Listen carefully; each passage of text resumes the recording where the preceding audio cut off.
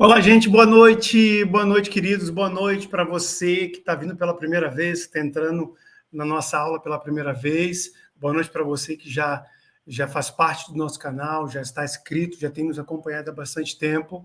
Eu quero já pedir para você que está entrando pela primeira vez, que está assistindo essa aula, já curta esse canal, já se inscreve, já notifique, já compartilhe essas aulas, porque são aulas importantes para você que quer potencializar a sua liderança. Então, seja muito bem-vindo ao nosso canal de liderança estratégica. Enquanto isso, o pessoal já está entrando, gostaria muito que você pudesse já acessar todas as outras aulas, que elas já estão disponíveis, são aulas fantásticas, poderosas, cheias de conhecimento, para te ajudar a avançar na sua liderança.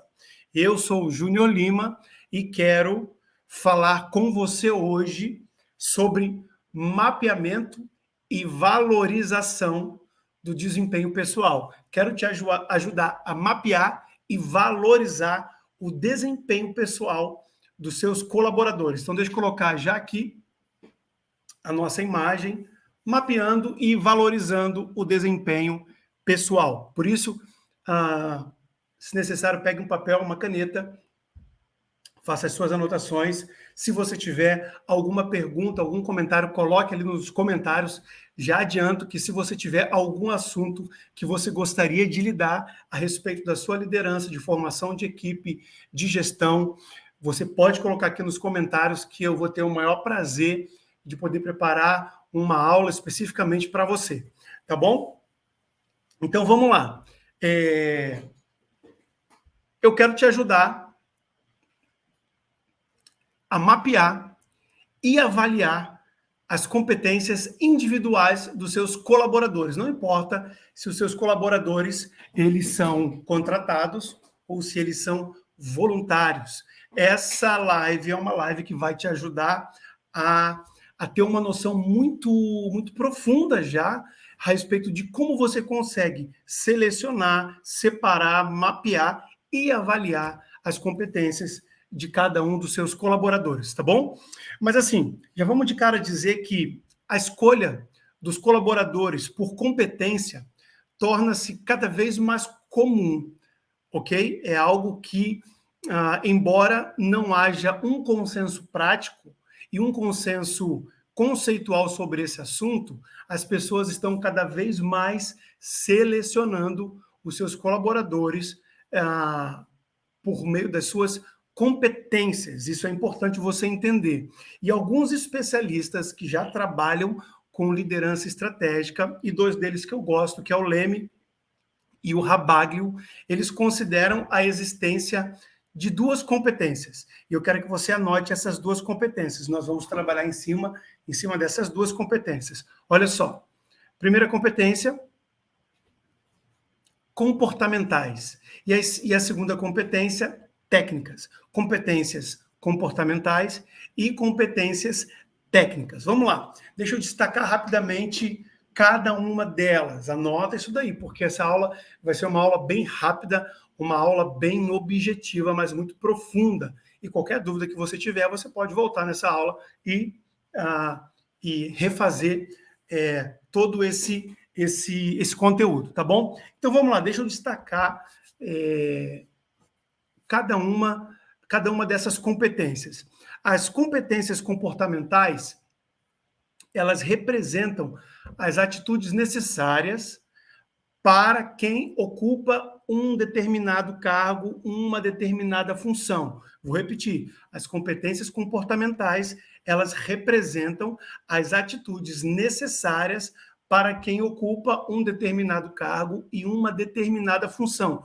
Ou seja, o que o colaborador quer fazer, o que ele gosta de fazer, o que ele tem paixão de fazer. Isso tem a ver com as suas competências comportamentais, tá bom? Agora, as competências técnicas, elas representam as habilidades e os conhecimentos do seu colaborador, aquilo que ele aprendeu, aquilo que a sua formação profissional, a sua formação acadêmica contribuiu para ele, ou seja, aquilo que o seu colaborador sabe fazer. O primeiro comportamentais é o que ele quer fazer, é o que ele gosta de fazer. E o segundo, e o técnico, é aquilo que ele sabe fazer, que tem a ver com conhecimento adquirido.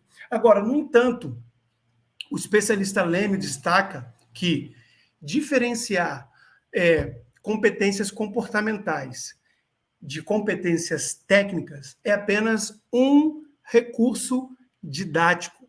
Eu quero que você entenda isso. Existem vários outros recursos que você pode utilizar para selecionar o seu colaborador, para poder colocar em determinado lugar, em determinada função. Mas diferenciar competências comportamentais e técnicas é apenas um recurso didático, uma vez que a competência envolve tanto habilidade e conhecimento quanto uma atitude. Tá bom? Por exemplo, deixa eu dar um exemplo para você aqui, ó. Não adianta você saber sobre liderança, você conhecer as suas técnicas, conhecer metodologias, conhecer formas de aplicação, se você não souber lidar com pessoas, se você não tem a atitude necessária para conduzir um grupo de pessoas, uma equipe, que sejam elas contratadas e voluntárias. Eu quero sempre destacar isso, porque você pode aplicar em qualquer ambiente. Então, entenda, não faz nenhum sentido você conhecer algo, você ter uma habilidade, você adquirir um conhecimento, mas você não ter a atitude adequada para colocar tudo aquilo em prática. Tudo bem? Agora, como funciona esse processo? Né? Primeira etapa desse processo de você selecionar, de você diferenciar, de você destacar pessoas por competências comportamentais e pessoas por competências técnicas. Primeira etapa desse processo. Olha só. Vem comigo. Identifique as competências. Parece que é óbvio, mas não é óbvio. Você precisa pegar uma lista, você precisa pegar uma folha e você precisa identificar cada uma dessas competências. Eu quero aprofundar um pouquinho a respeito desse ponto aqui. Porque é o seguinte, para você que quer selecionar por competência, ou melhor, para que a seleção por competência aconteça da melhor forma possível, é preciso que a instituição que você trabalha, né, a organização que você trabalha, já tenha mapeado as próprias competências da empresa. Ou seja, você precisa saber quais são as competências ideais para a sua instituição. E depois você precisa mapear as competências que se referem aos perfis de cada cargo e de cada função. De novo, primeiro você precisa identificar as competências da empresa, porque senão não faz nenhum sentido. Você quer selecionar competências de um colaborador, mas você não sabe se essas competências vão servir para cumprir a função da sua empresa. Então, a primeira coisa que você tem que fazer é identificar as competências que a empresa exige e também as competências necessárias daquele perfil de cargo, daquele perfil de função. E para identificar as competências comportamentais, deve-se usar como fonte de partida, né, como ponto de partida, uma descrição do cargo. Então, por exemplo, você precisa de uma pessoa para vendas. Então, para que você consiga selecionar pessoas por competências comportamentais e técnicas, você precisa descrever que tipo de função aquele cargo vai exercer. O que aquela pessoa que vai ser contratada para a área de vendas precisa ter e precisa fazer. E para você identificar as competências técnicas, geralmente são trabalhadas nos processos seletivos. Significa que esses processos não costumam ser elementos de maior aprofundamento da avaliação do desempenho. Ou seja, temos duas diferenças aqui, porque você vai identificar as competências por comportamento, né, competências comportamentais.